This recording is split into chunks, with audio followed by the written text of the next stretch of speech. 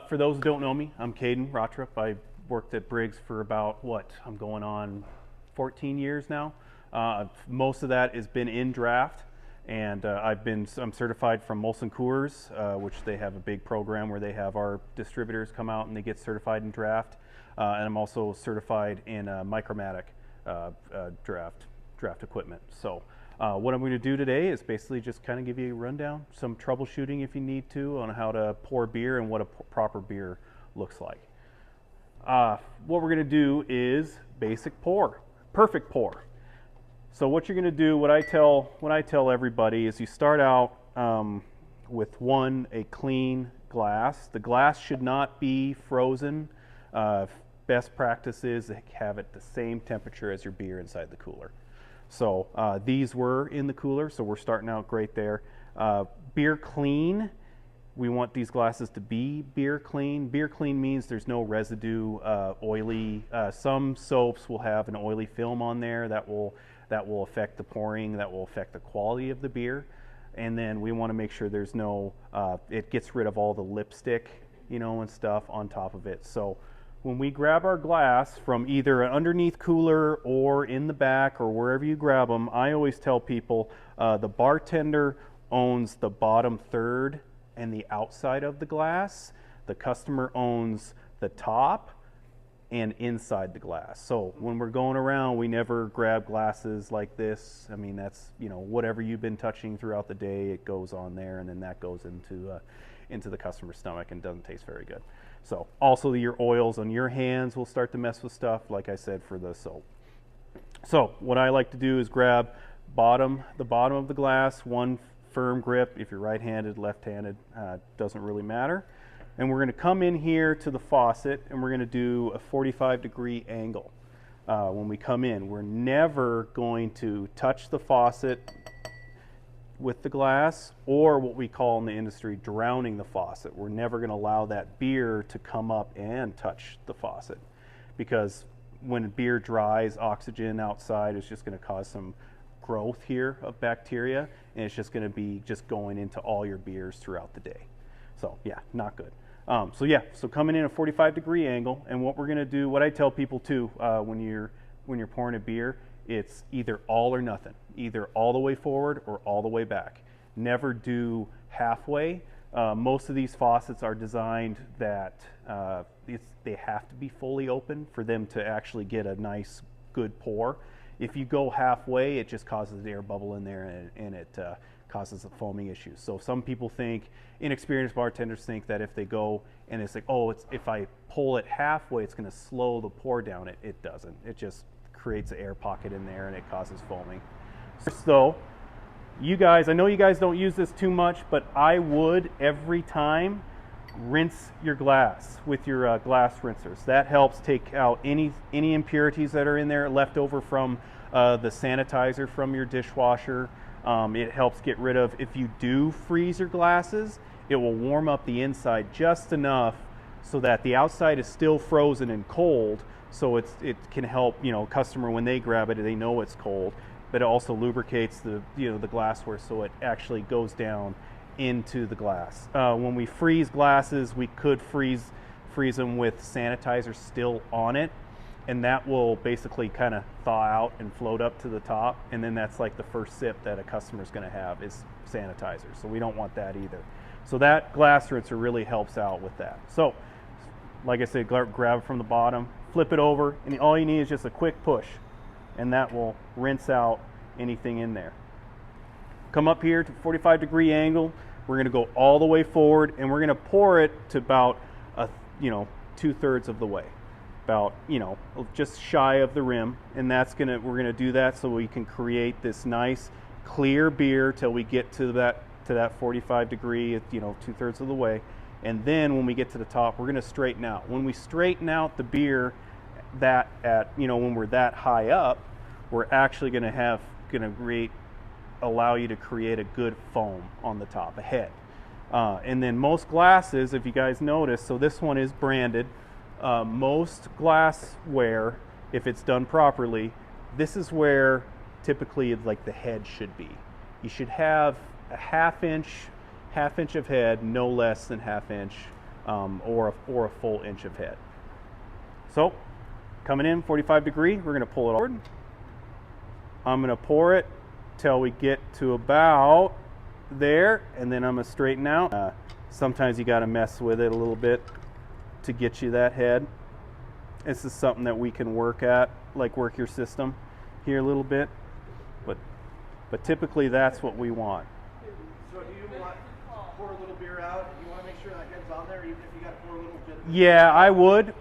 So yeah, it's waste. This is stuff that we can adjust in your system. But yeah, typically this is a good pour beer if you want that inch ahead, half inch to an inch. We'll get this out of the way. So let's say this bartender poured these 3 beers thinking that they're giving their customer a deal. They're saying, oh, they're going to fill it all the way to the top. He's going to tip me more or something like that. What's going to happen is I'm going to take each one of these and I'm going to pour it down to where there should be an inch of head. And I'm going to pour that extra into this glass here. Now I'm a little rusty, but sometimes I get it first try. But what I'm going to do is I'm going to pour this out until we get to about an inch ahead. A little more.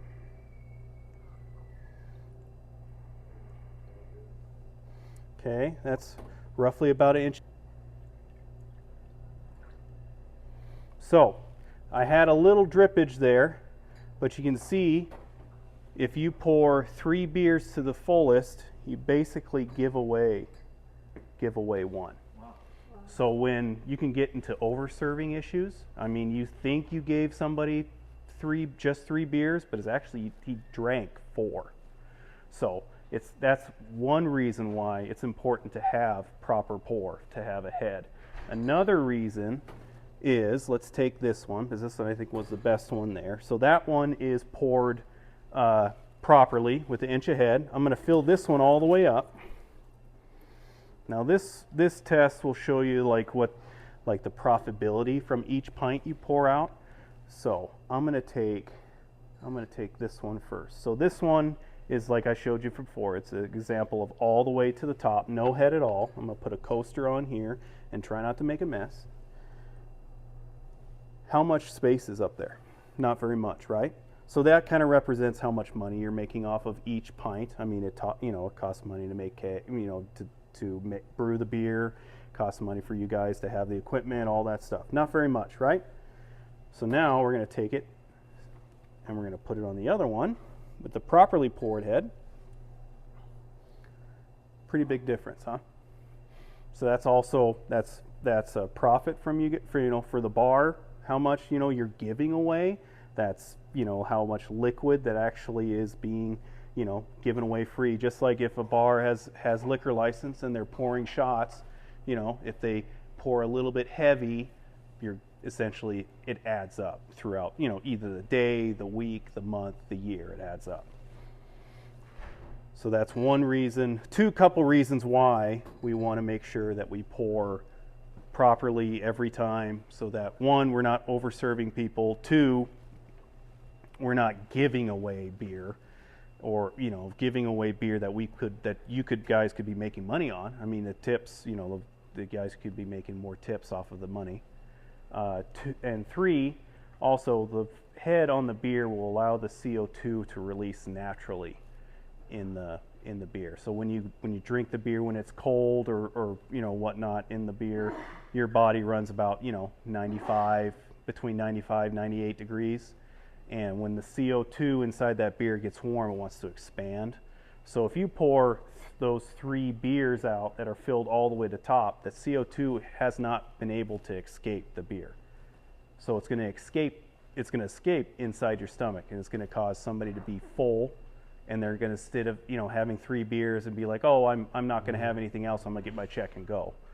But if you pour it properly, the person might say, hey, I'm still hungry, or I still got some room in there. I'm gonna get an appetizer. Oh, I'm gonna call somebody and have them come down and meet me for lunch or dinner. So I mean, that for you guys too, for the servers, that bill goes up, the more tips for you, basically. So So it will. So when CO2 gets warm inside a beer, when it gets warm, that's why we want to make sure everything is cold as we can. As soon as CO2 warms up, it wants to escape the solution, and so that's what I was saying here. When you drink it, your body, you run 95, 98 degrees. Once you get it, once you drink it, you're going to expand. Your belly's going to fill up, and it's going to be less room for them to have either appetizer or have food, have another beer. So that's why we want to make sure we keep everything cold. That's why we want to make sure that door, we don't go in and out all day, because that cooler is going to struggle to keep it cold. Typically when we design systems, we want everything about no higher than 38. The optimum is 38? Yeah, optimum. Optimum is no higher than 38. I would like to keep it a little bit colder, just because we can kind of mess around if we need to. But yeah, 38 is the magic number. Anything higher than that, especially your Coors Light, your lighter beers, they'll start to foam at anything higher than 38 or higher than 38. So we like to keep, that's like the hard stop. You don't have any nitro beers on, but for pouring wise, everything is poured the same, 45-degree angle, and then you tilt it straight down, and you punch through the center basically, and that will help you actuate it and give that foam on top, the head on top. But yeah, we would like to shoot. I like to tell people to shoot for a half inch. If you do go a little bit bigger than half inch, that's just great. But we just want to start at half an inch of head, just because no head is, you're giving away, like I showed you guys, you're giving away product, you're giving away money. So we want to make sure it's a better experience for the customer. If the customer, if there's anybody out there that comes to the restaurant and they are beer savvy, they will expect it to have head on it, and it's just a better experience for them. We don't want to fill these all the way up and giving away beer, and having it just fill up their stomachs, and so they don't sit there for longer. Okay. So in the mornings too, like you're with some of these beers, you're gonna have some waste, right? Yes, you will, and some of the old bartenders, they'll say that's the they say that's the sacrifice in the morning. Yep, I mean for the homies. When these guys sit, when these faucets sit in open air, especially summertime or wintertime, the heat is up, the heat is down, all that stuff. These faucets will heat up overnight, and that when the beer comes in from a cold cooler and touches a warm faucet, it's going to foam a tiny bit. What you can do, like the start of every morning, I mean, before you guys open, you can take like some ice water. What I like to do is take ice water and pour it on the faucets, so you can kind of get them start to cool down. We'll come in, we'll do a little rinse, grab the bottom, 45-degree, pour it till we get 3/4 of the way up, and then I'm gonna cut it a little short, but half inch, not too bad. All right. Great looking pour. There. But what I'll show you what I like to do. If I get one that is a little foamy, I'll show you what I like to do. And then sometimes, I mean, like if you have that first pour is the one that is foamy, sometimes you're better out to just dump it and restart, because when you pour through, when you pour beer through the head, it'll cause more foaming. So you just be, chasing your own tail basically. So I'll get another one here. Okay, you said Dirt Church? This one? Yeah, it's a touch warm. A little bit. And so what we can do is get up to the top. So, yep, this one is foamy. What I like to do is either you do a shake. The shake will kind of keep the clear beer in the bottom, and then it'll shake the foam out, and then you can try it again. But sometimes, like I said, you're better off just to dump it out. I can see it's starting to pour clear now, so I'm going to try and get an inch of head on here. Oh, and of course I leave it open.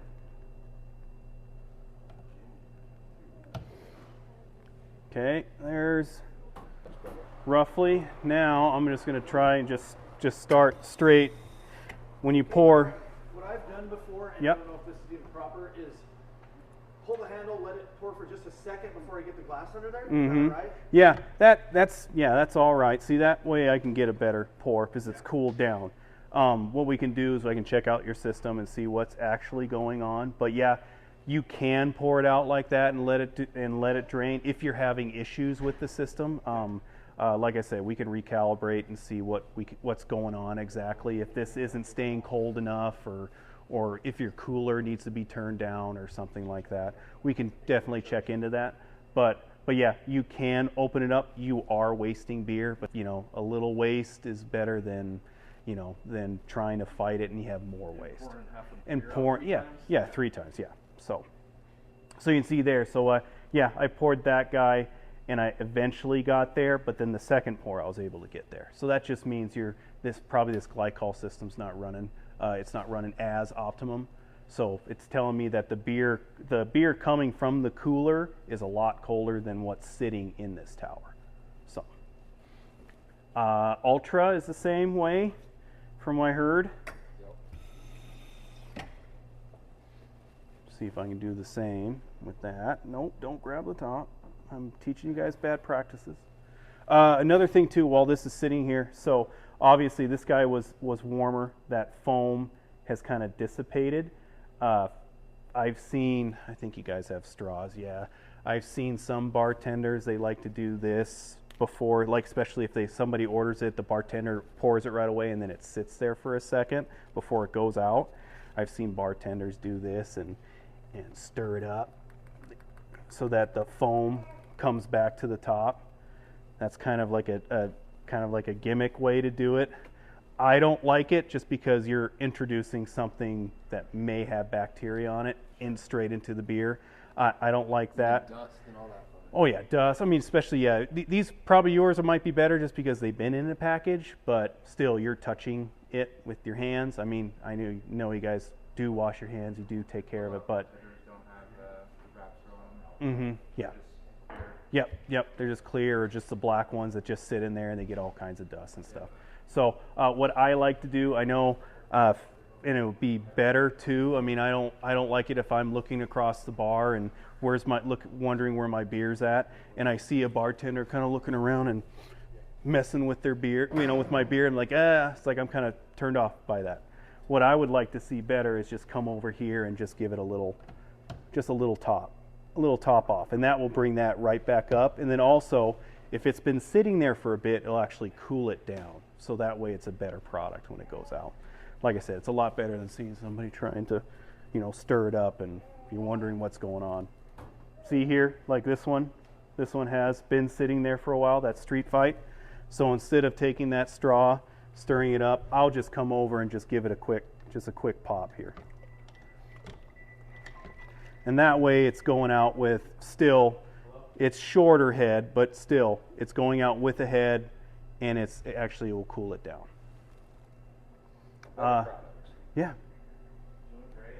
Any other questions? Oh, Ultra. You wanted me to try Ultra. So first pour, obviously, it's going to be foamy, so I'm going to just dump that out and go right back to it.